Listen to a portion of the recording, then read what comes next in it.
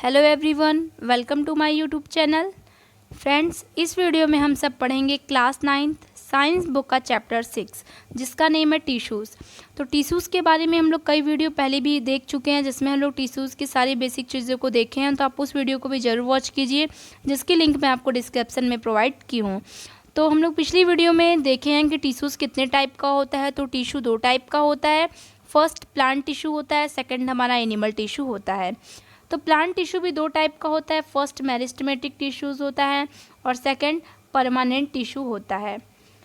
तो हम लोग मेरिस्टेमेटिक टिश्यू के पार्ट के भी बारे में जाने थे और परमानेंट टिश्यू के भी पार्ट के बारे में जाने थे और हम लोग कई टिश्यूज़ के बारे में भी जान चुके। अब हम लोग को पढ़ना है एनिमल टिश्यूज़ के बारे में, जो कि हम लोग एनिमल टिश्यूज़ का आधा देख चुके हैं।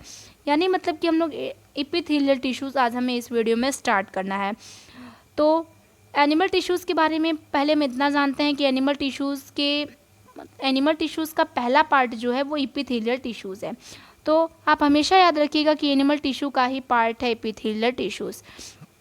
जब हम लोग सांस लेते हैं या फिर ब्रीथिंग करते हैं तब हमें चेस्ट की मूवमेंट भी फील होती है। ये सब किसके क्या होता है? एनिमल टिश्यूज़ की वजह से होते हैं। हमारे ब्लड, कोई भी मतलब ब्लड हुआ, मसल्स हुआ, ये सब किसके एग्जाम्पल हैं? ऐसे टिश्यूज़ हैं जो कि हमारे बॉडी में प्रेजेंट होते हैं। तो कई टिश्यूज़ होते हैं। एनिमल टिश्यूज़ की कई पार्ट होते हैं, जैसा कि फर्स्ट पार्ट हम लोग देखे हैं यहाँ पे कि एपिथेलियल टिश्यूज़। आज हम लोग इसी पे फोकस करेंगे। और second part of the animal tissues है कि connective tissues, muscular tissues, nervous tissues. यानी ये 4 टाइप के टिश्यू ऐसे हैं जो कि एनिमल टिश्यू के पार्ट हैं। तो यानी एनिमल टिश्यू के कितने पार्ट हुए? एनिमल टिश्यू के 4 पार्ट हुए। First is epithelial tissues, second connective tissues, third muscular tissues, fourth nervous tissues. तो आज हम इस वीडियो में सिर्फ बात करेंगे एपिथेलियल टिश्यूज़ की। तो स्टार्ट करते हैं अबाउट एपिथेलियल टिश्यूज़। लिखा गया है कि द कवरिंग और protective tissues in the animal body are epithelial tissues. तो फ्रेंड्स, मैं आपको पहले ये बताना चाहूँगी कि अगर देखिए प्लांट की बात की जाए तो कि प्लांट का प्रोटेक्शन कौन करता है? As a skin. मतलब प्लांट की अगर स्किन की बात करें कि प्लांट की स्किन क्या होता है, स्किन की तरह कौन रक्षा करता है प्लांट की, तो वो होता है हमारा एपिडर्मिस टिश्यू। एपिडर्मिस, तो एपिडर्मिस ये कि इसके बारे में हम लोग पीछे पढ़ चुके हैं। तो एपिडर्मिस वो चीज़ होता है जो कि प्लांट की आउटर कवरिंग होती है और हेल्प करती है प्लांट को किसी भी मैकेनिकल इंजरी से, या तो फिर जैसे कि कोई भी फंगस आके अटैक करे उससे ये प्रोटेक्ट करती है। तो अगर हम बात करें एनिमल की, एनिमल में प्रोटेक्टिव टिश्यूज़ का नाम बताइए तो उसका नाम होगा एपिथेलियल टिश्यूज़। क्योंकि प्लांट की जो आउटर कवरिंग होती है वो हमारा एपिडर्मिस से होती है। और एनिमल की बात की जाए तो एनिमल का आउटर कवरिंग क्या होता है? एपिथेलियल टिश्यूज़ होता है। यानी एनिमल का बचाव एपिथेलियल टिश्यूज़ करते हैं। आगे है कि epithelial covers most organ and cavities with in the body. बोला गया कि एपिथेलियल टिश्यू जो होता है हमारे बॉडी के हर एक ऑर्गन को या फिर खाली जगहों को भी, कैविटीज़ मतलब होता है फ्री प्लेस, ओके। तो जो हमारे बॉडी में जितने भी खाली जगह हैं जैसे घुटने हुए, इन सब चीज़ों की भी आउटर कवरिंग किस चीज़ से होती है? यानी हेडिंग जो हमारी है एपिथेलियल टिश्यूज़। यानी outer most covering of the animal body are epithelial tissues. आगे है कि it also from a barrier to keep different body system separate. बोला गया कि अगर हमारा मान लीजिए अगर ये यहाँ पे हमारा कोई सेल है तो और दूसरे सेल है, तो कई सेल अगर अगल बगल में हैं तो दोनों सेल के बीच में सेपरेशन लाने का काम भी हमारा एपिथेलियल टिश्यूज़ करता है। मुझे लग रहा है आपको मेरी बात समझ में आ रही होगी। क्योंकि देखिए अगर यहाँ पे कोई सेल है, फर्स्ट सेल है, ये सेकंड सेल है, तो बीच में इन लोगों के गैपिंग लाना, यानी ये दोनों मिक्स ना हो जाएं, इससे अलग करने का भी काम एपिथेलियल टिश्यूज़ करता है। आगे है कि the skin, the lining of the mouth, the lining of the blood vessels, lung, alveoli, kidney tubules are made up of epithelial tissues. तो अभी ये लाइनिंग वर्ड क्या होता है?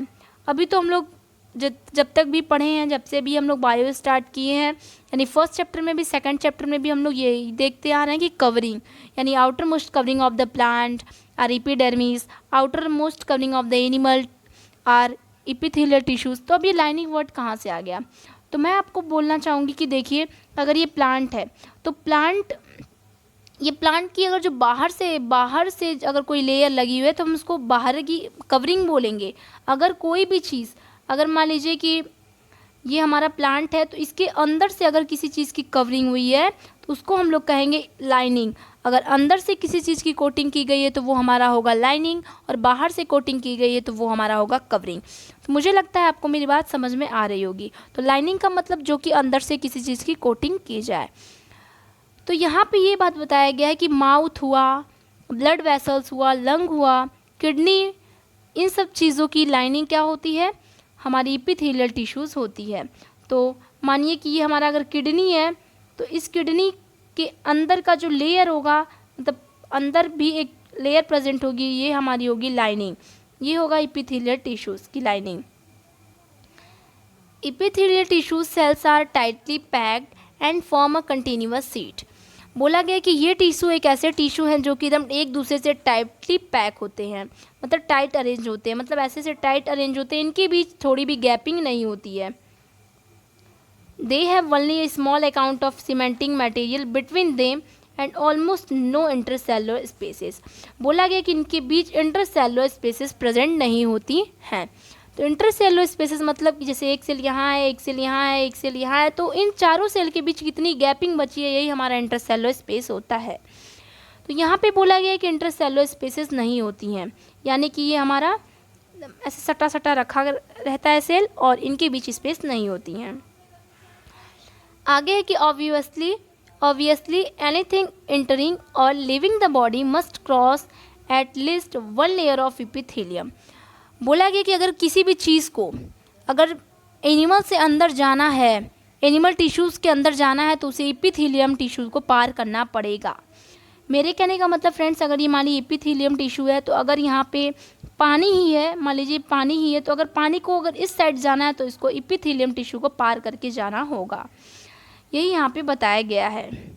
इसका रिजल्ट क्या होता है कि the permeability of the cell of various epithelia play an important role in regulating the exchange of material between the body and the external environment। तो पूरा मिला के यहाँ पे लिखने का सेंस ये था कि एपिथेलियल टिश्यूज़ एक ऐसे, मतलब ऐसी इसकी वॉल होती है कि कोई भी सबस्टांस इस साइड से इस साइड तक पास हो सकता है इसको पार करके। यानी अगर मानिए ये हमारे एपिथेलियल टिश्यूज़ है, तो अगर पानी या खाना जो भी कुछ है ये इस साइड से इस साइड आसानी से पहुंच सकेगा, यानी first side to second side आराम से चला जाएगा। इसका पूरा कहने का मतलब ये हुआ कि एपिथेलियल टिश्यूज़ क्या होता है, हेल्प करता है किसमें, किसी भी मटेरियल को एक्सचेंज करने में बाहरी इन्वायरमेंट से, and also between different part of the body. एक बॉडी से दूसरे बॉडी तक भी ये एपिथेलियल टिश्यूज़ हेल्प करता है कि किसी भी चीज़ के एक्सचेंज करने में। आगे है कि regardless of the type all epithelial is usually separate from the underlying tissue bye an extra cellular focus basement membrane. तो बेसमेंट मेम्ब्रेन क्या होता है मैं आपको पहले ये बताऊंगी। तो बेसमेंट मेम्ब्रेन मतलब समझ लीजिए ये कोई सीट है, ओके, ये हमारी लेयर है, इस पे टिश्यूज़ ऐसे से रखे होते हैं। तो जो नीचे की चीज़ होती है वो हमारा बेस मान के हम चलते हैं। तो यानी कि एक नीचे एक ऐसी लेयर होती है जिसको हम लोग बेसमेंट मेम्ब्रेन मानते हैं, उसी के ऊपर हर एक एपिथेलियल टिश्यूज़ प्रेजेंट होता है।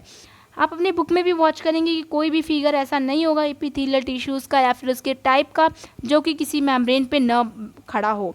कहने का मतलब ये मान लीजिए कि हमारी नीचे का चौकी टाइप का हो गया, इस पे सेल बैठा रहता है, मतलब सेल ऊपर रखा रहता है और नीचे चौकी टाइप का रहता है। तो ये चौकी टाइप का जो हुआ ये हमारा हो गया बेसमेंट मेम्ब्रेन, यानी जिसपे कि एपिथेलियल टिश्यूज टिका होता है। आगे है कि different epithelia show differing structure that correlate with their unique function. तो बोला गया है कि एपिथेलियल टिश्यू भी कई टाइप के होते हैं। किसके अकॉर्डिंग इनका डिवाइडेशन हुआ, इनके फंक्शन के अकॉर्डिंग। मतलब कि एपिथेलियल टिश्यूज़ के भी कई पार्ट होते हैं जो कि इनके काम के बेस पे इनको डिवाइड किया गया है। जैसे कि in cell lining, blood vessels और lung alveoli where transportation of substance occurred through a selective permeable. तो कहा गया है कि जैसे कि बहुत सारे काम होते हैं सेल में, ब्लड को मतलब पूरा बॉडी में मूवमेंट कराना, लंग्स का भी काम होता है। तो ये सब काम क्या होता है, किसका होता है, एपिथेलियल टिश्यूज़ का होता है। अब देखिए मैं आपको यहाँ पे बेसमेंट दिखाती हूँ। ये हमारा इक्वेमस है। इक्वेमस क्या होता है? एपिथेलियल टिश्यूज़ का एक पार्ट है। तो डोंट वरी, ये हमारा इक्वेमस कुछ नया नहीं है, ये एपिथेलियल टिश्यूज़ का पार्ट है। तो बेसमेंट मेम्ब्रेन यहाँ पे क्या हुई, देखिए यहाँ जो स्काई ब्लू कलर से है वो हमारा है बेसमेंट मेम्ब्रेन, यानी इसी बेसमेंट मेम्ब्रेन पे आप देख रहे हैं कि ये हमारे टिश्यूज़ प्रेजेंट हैं, यानी एपिथेलियल टिश्यूज़ इसी बेसमेंट मेम्ब्रेन के ऊपर प्रेजेंट है। तो स्काई ब्लू वाला हमारा क्या हुआ? बेसमेंट मेम्ब्रेन हुआ। There is a simple flat kind of epithelium. Epithelium बहुत फ्लैट होता है और इसी को हम लोग सिंपल इक्वेमस एपिथेलियम बोलते हैं। तो यानी कि ये टिश्यू है जो कि आप देख रहे हैं पूरी तरह से फ्लैट है। अब हम यहाँ पे बात कर रहे हैं एपिथेलियम टिश्यूज़ के पार्ट की। तो पहला है हमारा इक्वेमस, जो कि हम देख रहे हैं कि पूरी तरह से अगर वो फ्लैट है तो ये हमारा होगा simple squamous epithelium. Simple squamous epithelium के बारे में पढ़ना स्टार्ट करते हैं कि simple squamous epithelium cells are extremely thin and flat from a delicate lining.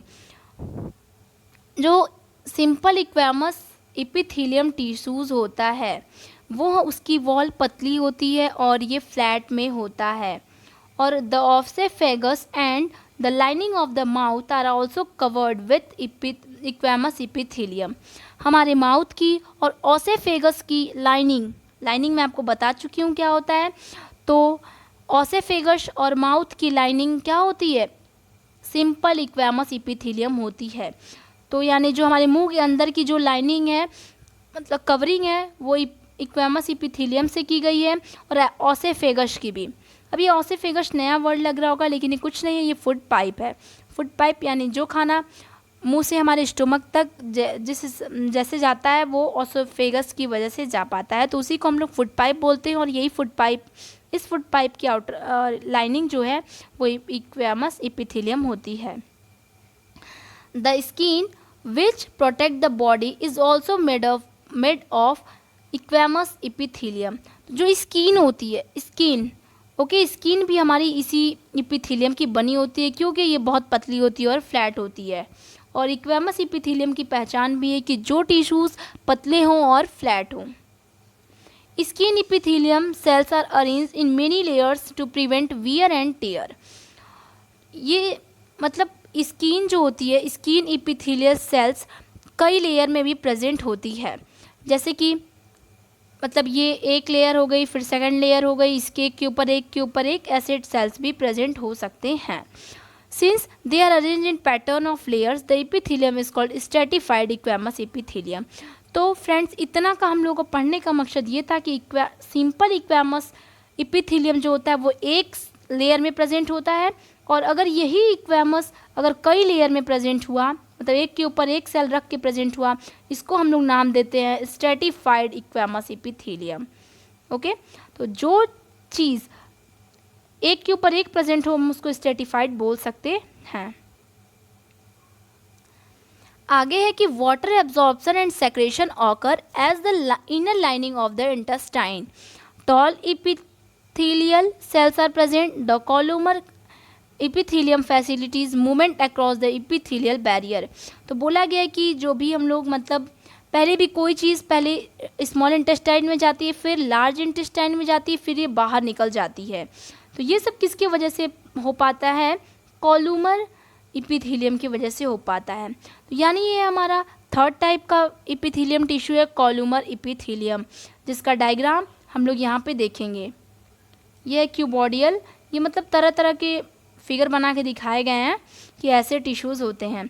कॉलुमर जो कि हम इसके बारे में अब पढ़ रहे हैं इस टाइम, और एक लास्ट है हमारा स्ट्रेटिफाइड जो कि हम लोग अभी पढ़े हैं कि कई लेयर्स में प्रेजेंट हो। तो आप देख ही रहे हैं यहाँ से लेके यहाँ तक पूरा कई लेयर में प्रेजेंट है, एक के ऊपर एक के ऊपर एक, तो ये हमारा स्ट्रेटिफाइड हो गया। तो चलते हैं आगे, पढ़ते हैं कि in the respiratory tract the columnar epithelial tissues also has a cilia which are hair like projector on the outer surface of the epithelial cells। तो बोला गया कि अगर हम रिस्पिरेटरी ट्रैक्ट की बात करें तो जहाँ से हम लोग सांस लेते हैं तो उसमें सीलिया प्रेजेंट होती है। तो सीलिया क्या होता है? सीलिया एक ऐसी चीज़ है जो कि मूवमेंट में हेल्प करती है। तो ये रिस्पिरेटरी में प्रेजेंट होती है, जहाँ से हम लोग सांस लेते हैं उसमें हमारे सीलिया प्रेजेंट होता है। सीलिया हमारी एक ऐसी चीज़ है जो कि मूवमेंट करने में हेल्प करती है। ये सीलिया हेयर लाइक स्ट्रक्चर की होती है। ओके, तो इसके मतलब जैसे कि एपिथेलियल टिश्यूज़ के ऊपर अगर हेयर लाइक स्ट्रक्चर आ जाए तो वो समझिए कि हमारा हेयर लाइक स्ट्रक्चर है, तो वो हमारा कौन सा होगा, कॉलूमर एपिथेलियम। कॉलूमर का मतलब जहाँ पे सीलिया प्रेजेंट हो, हम उसको सीलिएटेड, पूरा नाम हम उसको कह सकते हैं सीलिएटेड कॉलूमर एपिथेलियम। थोड़ा सा बच्चा ये पढ़ते हैं कि the cilia can move and other there push the mucus forward to clear it. Cilia क्या करती है, किसी हर चीज़ को पुश करके मॉकस मतलब बाहर करती है। मॉकस हमारे नाक में भी प्रेजेंट होता है, तो चीज़ों को निकाल करके बाहर करने का भी काम सीलिया का ही होता है। तो जिस चीज़ में सीलिया प्रेजेंट हो हम उसको सीलिएटेड कॉलूमर एपिथेलियम बोल सकते हैं। अब ये हमारा है क्यूबॉइडियल एपिथेलियम। तो क्यूबॉइडियल एपिथेलियम क्या होता है, जो कि क्यूब शेप का होता है, और ये from the lining of kidney tubules and duct of salivary gland. Salivary gland ये होता है जहाँ हम लोग का थूक बनता है। तो यहाँ पे क्या, हमारे किडनी में और हमारे सैलिवरी यानी जहाँ हमारा थूक बनता है वहाँ पे ये हमारा क्यूबॉइडियल एपिथेलियम प्रेजेंट होता है। ओके, तो where it provide mechanical support, जहाँ की ये मतलब थूक के पास रह करके और किडनी के पास रह करके ये मैकेनिकल सपोर्ट प्रोवाइड करता है। Epithelial cells often acquire additional specialized as gland cell. We can secrete substance at the epithelial surface. अगर यही टिश्यूज़ अगर ग्लैंड की तरह अगर प्रेजेंट हो, ग्लैंड फॉर्म लेके अगर प्रेजेंट हो, तो ये कुछ हार्मोन्स भी सेक्रेट कर सकता है। Sometimes a portion of the epithelial tissues fold inwards and a multicellular glands is formed. कुछ टाइम एपिथेलियल टिश्यूज़ ग्लैंड भी फॉर्म कर लेता है। ग्लैंड की तरह काम करते करते अगर ये ग्लैंड फॉर्म कर लेता है तो हम इसको ग्लैंडुलर एपिथेलियम बोलते हैं। तो फ्रेंड्स, हम लोग यहाँ पे कई तरह के एपिथेलियल टिश्यूज़ पढ़ें। तो एपिथेलियल टिश्यूज़ का मतलब जो टिश्यूज़ काम करते करते ग्लैंड की तरह काम करने लगे उसे हम ग्लैंडुलर एपिथेलियम कहेंगे, और जो टिश्यूज़ क्यूबाइड के शेप में प्रेजेंट हो उसको हम क्यूबाइडियल एपिथेलियम कहेंगे। मैं इसको एपिथेलियल टिश्यूज़ को थोड़ा समराइज़ कर दे रही हूँ फ्रेंड्स एक बार और, कि जो टिश्यूज़ क्यूबाइड के शेप में प्रेजेंट हो, क्यूबाइड का शेप आप तो मैथ में भी पढ़े होंगे, तो क्यूबाइड का शेप हमारा यही है जो कि आप ये देख रहे हैं, ऐसे होगा, फिर ये ऐसे होगा, ऐसे। ओके, तो ये हमारा हो जाता है क्यूबाइड का। तो यहाँ पे मैं आपको समराइज करते वक्त ये बता रही हूँ कि जो भी टिश्यूज़ क्यूबाइड का शेप का हो उसे आप समझिएगा कि वो क्यूबाइडियल एपिथेलियम है, और जो टिश्यूज़ काम करते करते ग्लैंड की तरह काम करने लगे उसे हम ग्लैंडुलर एपिथेलियम कहते हैं, और जिस टिश्यूज़ में सीलिया प्रेजेंट हो उसको हम सीलिएटेड कॉलूमर एपिथेलियम बोलते हैं। यानी सीलिया क्या होता है, जो कि हमारा मूवमेंट में हेल्प करता है, तो जहाँ सीलिया प्रेजेंट हो उसको हम सीलिएटेड कॉलूमर एपिथेलियम बोलेंगे। स्ट्रेटिफाइड क्या होता है कि जहाँ भी कोई भी सेल अगर एक के ऊपर एक प्रेजेंट है तो हम वहाँ पे स्ट्रेटिफाइड का वर्ड यूज़ कर सकते हैं। सपोज दैट ये हमारा सेल है, एक सेल हुआ, ओके, ये हमारा एक सेल हुआ, इसके ऊपर भी एक प्रेजेंट है सेल, इसके ऊपर भी सेल प्रेजेंट है, तो ये हमारा क्या हुआ, स्ट्रेटिफाइड, ये हो गया स्ट्रेटिफाइड हो गया। ठीक है, ये हमारा स्ट्रेटिफाइड हो गया। अब हम सिंपल की बात करते हैं कि सिंपल एपिथेलियम सेल्स क्या होता है। तो सिंपल का मतलब जो ऐसे प्रेजेंट हो, ऐसे प्रेजेंट होने का मतलब जो कि सिंगल लेयर में प्रेजेंट हो, एक ऐसे प्रेजेंट हो, ठीक है, सिंगल लेयर में प्रेजेंट हो, और इसके नीचे एक बेसमेंट मेम्ब्रेन हो, यानी किसी चीज़ का टेक लेके ये प्रेजेंट हो। तो फ्रेंड्स, ये हमारा ख़त्म होता है एपिथेलियल टिश्यूज़ के बारे में। हमने बहुत तरह के एपिथेलियल टिश्यूज़ देखे जो कि सिंगल लेयर में प्रेजेंट होंगे तो उसको हम इक्वेमस नाम देंगे, और क्यूबाइड के शेप में प्रेजेंट होंगे तो क्यूबाइडियल नेम देंगे, कॉलूमर यानी सीलिया के साथ प्रेजेंट होंगे तो हम इसको सीलिएटेड नाम देंगे, और इसको हम अगर कई लेयर में प्रेजेंट होंगे तो हम इसको स्ट्रेटिफाइड नाम देंगे।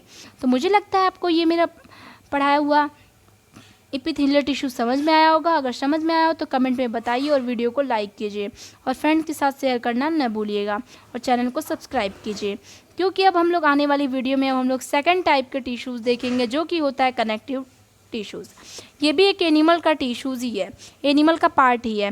तो फ्रेंड्स आप लोग कंफ्यूज मत होइएगा, जितने भी हम लोग एपिथेलियल टिश्यूज़ के बारे में आज पढ़े हैं सब एपिथेलियल टिश्यूज़ के पार्ट थे और एपिथेलियल टिश्यूज़ के बारे में पढ़े हैं और हम लोग एक्स्ट्रा कुछ नहीं पढ़े हैं। अब जो हम लोग अगली वीडियो में पढ़ेंगे वो होंगे कनेक्टिव टिश्यूज़ के बारे में।